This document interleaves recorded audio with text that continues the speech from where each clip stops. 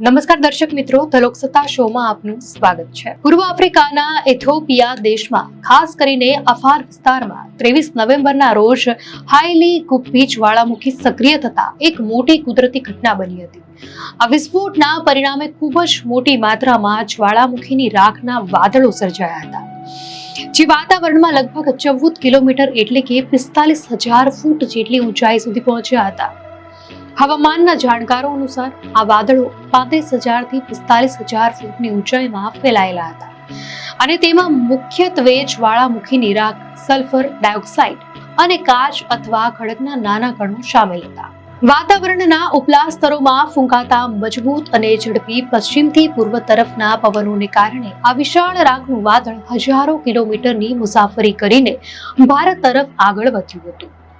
ઇથોપિયાથી આ વાદળો રાતા સમુદ્ર, ત્યારબાદ યમન, ઓમાન, અરબી દ્વીપકલ્પ અને અરબી સમુદ્ર પાર કરીને ભારતીય ઉપખંડમાં પ્રવેશ્યા હતા, જ્યાં તે સૌપ્રથમ ગુજરાત રાજ્ય પરથી પસાર થયા હતા।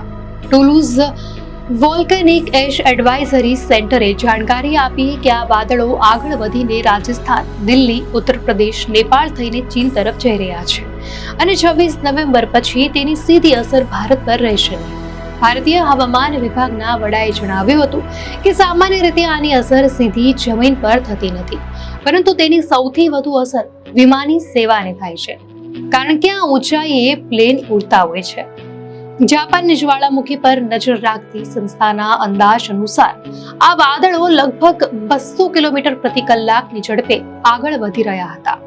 ભારતમાં મેટવોચ ઓફિસ દ્વારા એરપોર્ટ્સ માટે વિશેષ એડવાઇઝરી જાહેર કરવામાં આવી હતી, કારણ કે જ્વાળામુખીની રાખના કણો વિમાનના એન્જિનને ગંભીર નુકસાન પહોંચાડી શકે છે।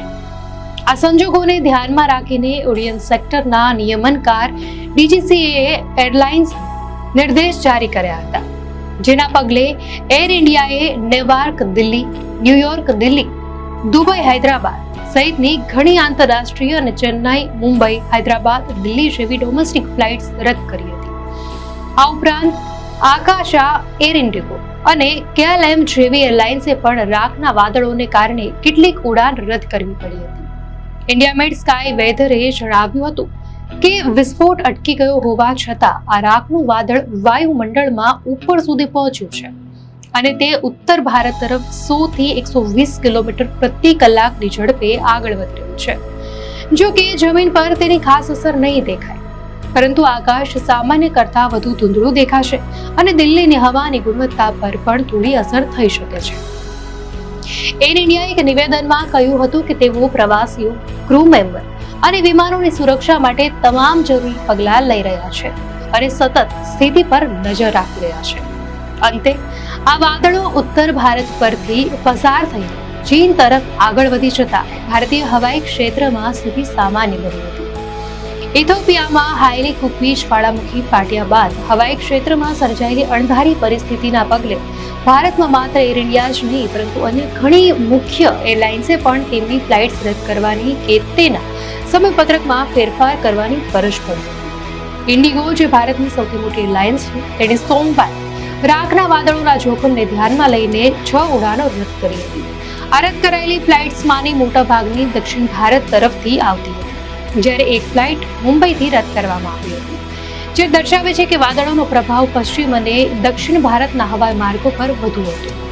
આ ઉપરાંત નવી એરલાઇન આકાશા એર અને આંતરરાષ્ટ્રીય એરલાઇન્સ KLM પણ પોતાની અમુક ઉડાન સેવાઓ સ્થગિત કરી હતી। મુંબઈ એરપોર્ટના અધિકારીઓએ સ્પષ્ટતા કરી હતી કે પાકિસ્તાનનો હવાઈ માર્ગ ભારતીય એરલાઇનો માટે બંધ હોવાના કારણે ભારતીય એરલાઇન્સે લાંબા દક્ષિણના રૂટ લેવા પડતા હતા, જેના કારણે આ જ્વાળામુખીની રાખના વાદળોની અસર વધુ ગંભીર બની હતી। એરલાઇન્સ સતત ગ્રાઉન્ડ ટીમો સાથે સંપર્કમાં હતી અને પ્રવાસીઓ ફ્લાઇટની સ્થિતિ વિશે સતત માહિતી પૂરી પાડવામાં આવી રહી હતી, જે ઉડ્ડયન ક્ષેત્રના નિયમનકાર DGCAના નિર્દેશોનું પાલન। દર્શક મિત્રો, આ માહિતી આપને કેવી લાગી? આપની પ્રતિક્રિયા અમને કોમેન્ટમાં ચોક્કસથી જણાવશો અને જો આપને આ વિડીયો સારો લાગ્યો હોય તો વિડીયોને લાઇક કરો અને ચેનલને સબસ્ક્રાઇબ કરો।